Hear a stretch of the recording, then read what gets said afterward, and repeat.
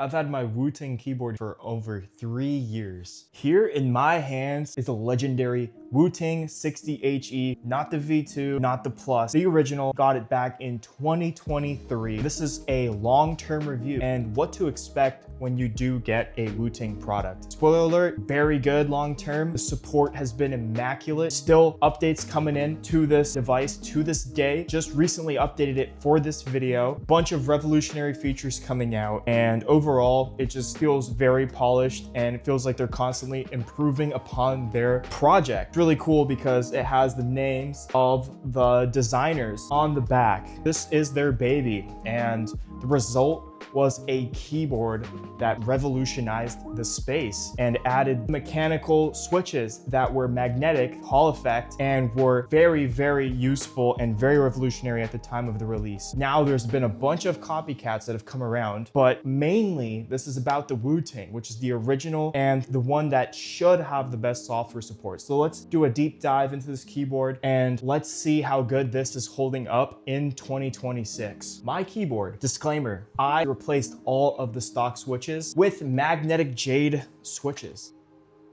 And that means that I cannot do a on-keyboard sound test, but I do have the old switches and my nice little handy W key. I'm gonna bring this up to my mic and click it a few times and compare it to the Magnetic Jade switch off keyboard, and then I will show you what it sounds like the Magnetic Jade switches on the keyboard. Here are the stock switches. Now we're gonna put the W key onto the Magnetic Jade switch. One of the first things I noticed about the Magnetic Jade switch versus the stock switch, which I did not like, obviously, and switched away from, was that the Magnetic Jade has a more clicky, thocky, almost sound to it.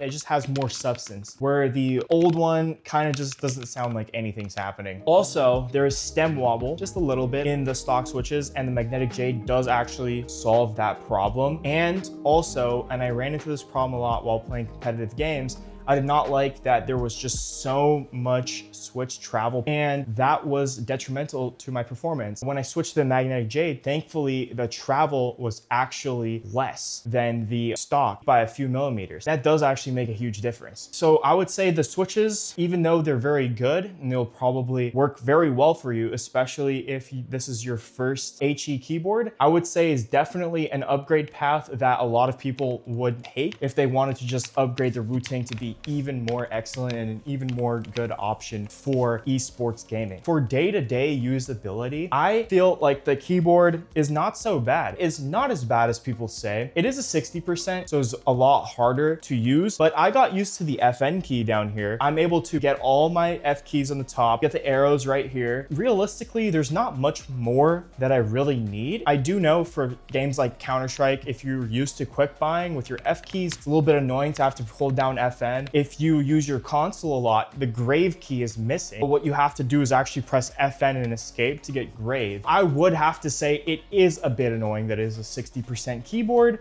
but thankfully, you can buy a slightly bigger keyboard. It will just come at a greater cost, just a trade-off that you're taking. I've been using them for a long time. I've totally gotten used to 60% keyboards, and I code with them and do a lot of advanced tasks. It's just a learning curve. It's almost like switching from Windows to Mac. So guys, let's touch on the gaming performance of this keyboard. Obviously, with rapid fire trigger, SOCD, and a bunch of other cool features that are not really exclusive to this keyboard anymore, but were pioneered by this keyboard, it's very gamer oriented. I don't use any of those features other than rapid fire and Heikion mode, which basically reduces the brightness of the keyboard and simplifies the colors so there's no animations. It just makes it as raw and bare bones as possible on the electronic side of things so it can maximize the power going into reducing latency. Coming from a normal keyboard, this will need an adjustment. And I would say if you're the type to fat finger, you will be doing misinputs, but don't worry guys, there is a way to tune your keyboard to basically make it so that you only have rapid trigger on the keys that you want. So you don't want to have rapid trigger on your Windows key, on Alt Tab, on Escape, on anything you just don't want to press, especially G, because G is my drop. That is what made my mind go berserk. And I looked it up and I realized, what am I doing? I have this really cool utility software and I can just disable the rapid fire and make the actuation point a lot taller on the G key and all the surrounding keys around WASD. So that solved my problem with that. But yes, there is a learning curve to this keyboard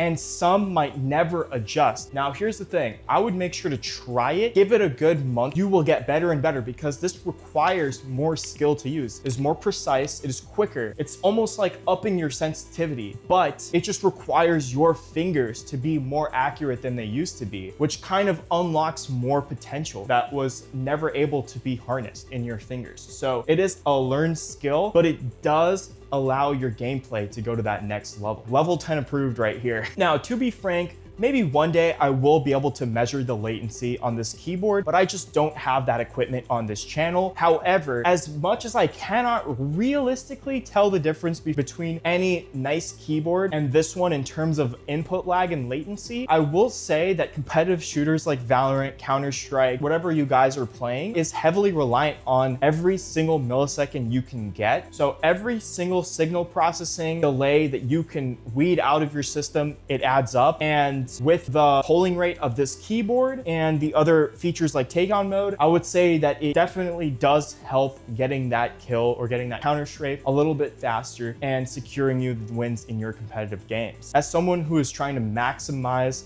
my performance, I would definitely go with this keyboard just for that peace of mind that I am getting every single shred of performance out of my keyboards. So yeah, guys, there are a lot of features in Wootility. I really like how you can actually visualize how accurate and how precise the magnetic Hall effect is. And guys, the sound is not that bad once you put in the new switches. Another thing I would like to touch on is that I personally have already tried to recase this and I have tried new keycaps. I will say, as someone who has heavily used this keyboard, I reverted back to the original setup. I believe that this is the most ergonomic and most daily driver friendly package that you can have. The thing is, with custom keyboards, they look nice, and I'm sure that you can get a set of keycaps and a chassis that is very ergonomically friendly, but it will probably take a lot of looking up online reviews of it specifically being ergonomic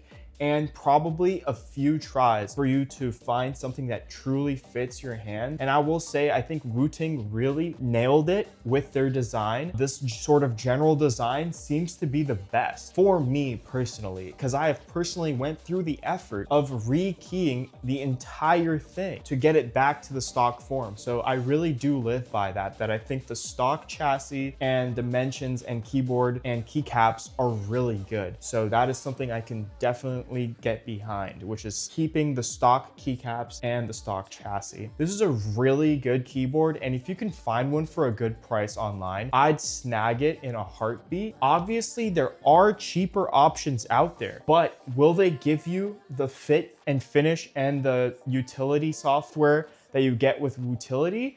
Not so certain, but I will be testing those keyboards on this channel shortly, so please subscribe. I will be comparing this to two newcomers to the market that are kind of like Wooting clones. And as a heavy Wooting user, someone who has grinded thousands of hours on CS with this keyboard, I can give you my honest advice and opinion on those keyboards, and I will let you know if they hold a candle to the Wooting, because if they do, then I don't know if I can recommend this as much as the clones and the competitors. But this had the first to the market advantage, and I believe they put a lot of effort into the quality, so I think it will hold up well, and I don't think you will ever be disappointed going with this keyboard, because Wooting has been showing that they support this product and that they really care about this product and their users from what I can see. Let me know if you like the setup, if you think I should change anything, because I am getting back into the keyboard reviewing game, and I have looked at my old videos and they were a bit horrendous. I guess the standards were definitely a little bit different in 2019. But yes, hope you enjoyed and see you in the next video, guys. Peace.